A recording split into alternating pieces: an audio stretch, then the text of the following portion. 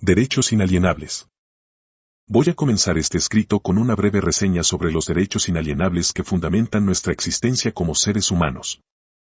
Con solamente lo expresado anteriormente, la existencia, la vida física en sí misma, es el primer fundamento de todos los demás derechos inalienables. Como derecho que fundamenta todos los demás derechos, la vida física debe trascender cualquier aspecto religioso, cultural, racial, genético, etc., sin importar el lugar universal donde uno vive. El derecho a la vida. Ante las polémicas causadas sobre cuando se considera que un ser empieza a tener vida, esto debido al proceso con el cual nuestra especie se multiplica o reproduce, ha impuesto un aparente derecho subsecuente al derecho a la vida, como esencial para cuestionar la etapa de gestación en la cual establecer que una vida comienza. Por lo que, una vez iniciada la vida en la etapa de gestación, cualquier acto que tienda a eliminar la existencia de esa vida sería un acto criminal contrario al derecho de ese ser. En nuestra especie la gestación se lleva a cabo en el vientre femenino y dura más o menos 270 días calendarios desde la concepción. Entonces, existe un momento en el cual una mujer concibe un nuevo ser en su útero y desde ese instante se inicia el proceso de formación. Un proceso, que hemos aprendido, es tan espectacular que nos llena de inimaginables emociones cuando observado o solamente entendido. Las preguntas que debemos responder son: 1. ¿Qué derecho tiene una mujer para eliminar la existencia de esa vida que lleva dentro?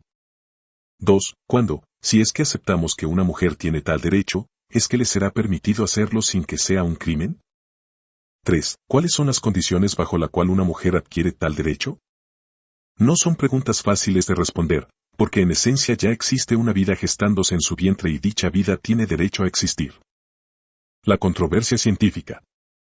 La comunidad científica no ha logrado establecer irrevocablemente cuándo comienza una vida en el útero de una mujer. Esto no es de sorprenderse, pues cada científico usa sus propios lentes y dichos lentes son empañados por lo que le interesa teorizar.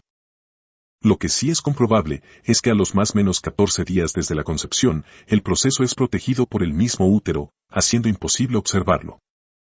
Con esa protección los ya millones de células inician su autorreconocimiento funcional para formar cada parte del cuerpo de la nueva vida. Ya a los más menos 37 días de gestación, se percibe el latido de corazón de la nueva vida y eso es muy importante, porque significa que dicho corazón empieza a cumplir el propósito que independiza en mucho la dependencia en la madre. Para la supuesta mayoría de los científicos este es un indicativo para determinar el inicio de la vida. Generalmente una mujer reconoce cambios en su propio ser a partir de los 30 días de haber concebido, lo cual es también un indicativo del inicio de la vida en su vientre. Pero, otra forma de saberlo es cuando su periodo menstrual no ocurre y es consciente de haber tenido relaciones sexuales. Hoy día existen pastillas abortivas que eliminan la gestación cuando tomadas en una etapa temprana del proceso, y normalmente dentro de las primeras 7 semanas, más o menos 49 días, pero deben administrarse con sumo cuidado por sus efectos secundarios, con riesgos incrementales si se ingieren después de las primeras 7 semanas. Algunas pastillas, o combinación de pastillas, se promueven para abortar hasta las 11 semanas de gestación. Independientemente de cualquier proceso abortivo que se utilice, para muchos el hecho de abortar es un crimen, para otros, lo sería una vez exista latido de corazón, y para otros, depende de la voluntad de la madre hacerlo en cualquier momento del embarazo. Hay prácticas abortivas que incluso le dan a la madre el poder hacerlo después del parto, y doctores dispuestos a eliminar esa vida ya nacida. Sin vida no existe ningún otro derecho, inalienable o no. Por ello, la determinación de cuándo comienza la vida es esencial para los demás derechos inalienables. El derecho a la libertad. Ya hemos mencionado lo correspondiente al derecho individual a la vida, y lo hemos hecho desde la esencia que precede cualquier otro derecho. De John Locke, 1632 a 1704, obtenemos su indicación sobre derechos inalienables, partiendo de la premisa de que todos los seres humanos somos iguales, en cuanto a que nacemos con ciertos derechos naturales inalienables. Para John Locke estos derechos inalienables son otorgados por Dios y no pueden ser arrebatados ni regalados o inclusive negociados. Así, identificó 3 derechos específicos: la vida, la libertad y la propiedad. Pero, no fue sino hasta finales de siglo y pocos años antes de su fallecimiento, que sus tratados filosóficos recibieron consideración alguna. John Locke influyó significativamente la Declaración de Independencia de los Estados Unidos de Norteamérica, en la cual se establece que se reconoce que todo ser humano recibe derechos inalienables de parte de su Creador, entre los cuales están la vida, la libertad y la búsqueda de su felicidad. Esta fundamental declaración norma todos los demás derechos que constitucionalmente se establecen en la democracia de los Estados Unidos de Norteamérica. Vale aclarar que no son derechos otorgados por persona alguna, ni por sistema alguno, ni por gobierno alguno, sino por Dios. Hasta los ateos consideran que por lo menos estos tres derechos son inalienables por el mero hecho de ser humano.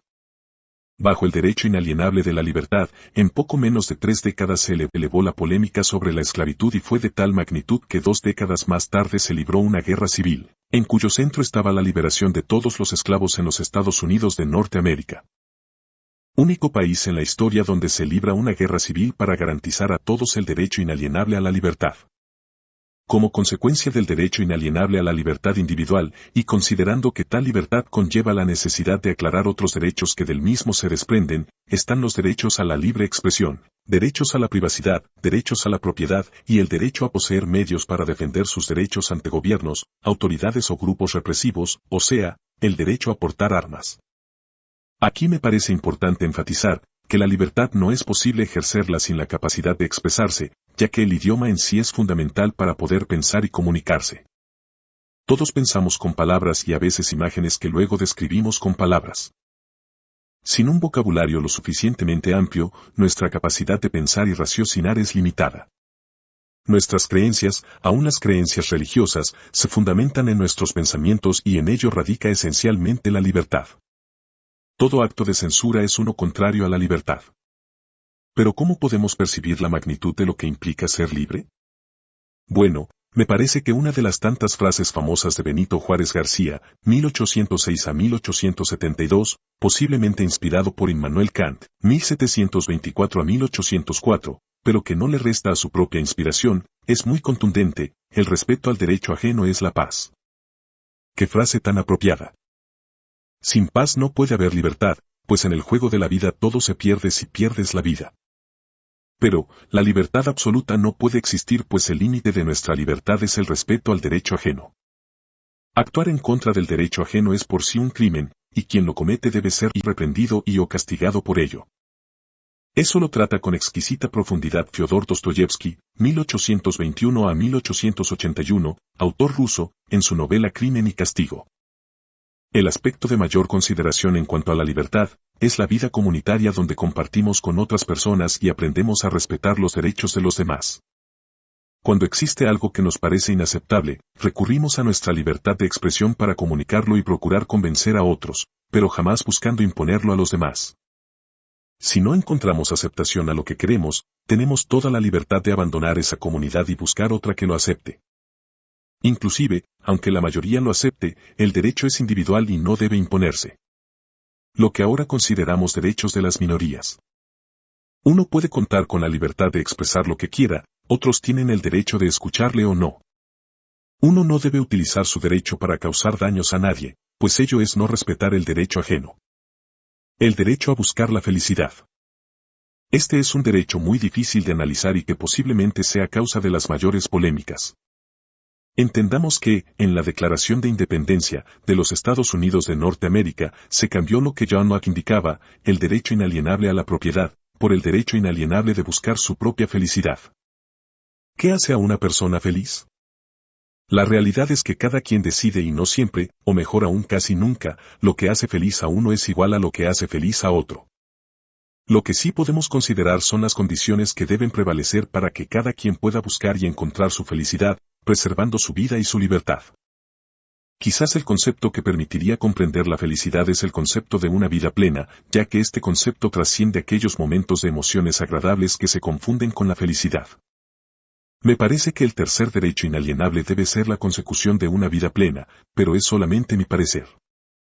¿Cuántas veces vemos la autodestrucción de personas que aparentan ser felices? Cuando la tragedia ocurre en estas personas, inclusive el suicidio, la drogadicción, el comportamiento abusivo, etc., nos preguntamos, ¿por qué si lo tenía todo? Es que las apariencias son muy engañosas y es difícil penetrar el interior de otras personas. Entonces inventamos enfermedades, especialmente las mentales, como por ejemplo la depresión, que no es más que un vacío interno que la persona no logra superar. La vida plena está arraigada en saber reconocer entre el bien y el mal y actuar siempre del lado del bien. Si analizamos con profundidad lo que significa la vida plena, no habría guerras, ni abortos, ni crímenes, ni actos en contra de la vida y la libertad de nuestros semejantes ante Dios. En los últimos 5 años he escuchado y he tratado de comprender la profundidad con la que Jordan Peterson, psicólogo canadiense, expone sus análisis y conclusiones. Es realmente brillante y gracias a Dios que lo hace. He percibido su evolución de lo meramente clínico hacia lo espiritual de cada ser. Además, es sumamente astuto en atraer toda una gama de audiencias sin alienar a nadie, aunque quienes viven obsesionados con ejercer poder ilimitado sobre la sociedad, lo consideran uno de sus mayores enemigos. Creo firmemente que llevar una vida plena, o sea actuar en bien y rechazar el mal, es un trayecto diario que persigue la verdad y que cuando uno encuentra esa verdad estará llegando donde quien nos recibe y abraza por ser, la verdad, el camino y la vida.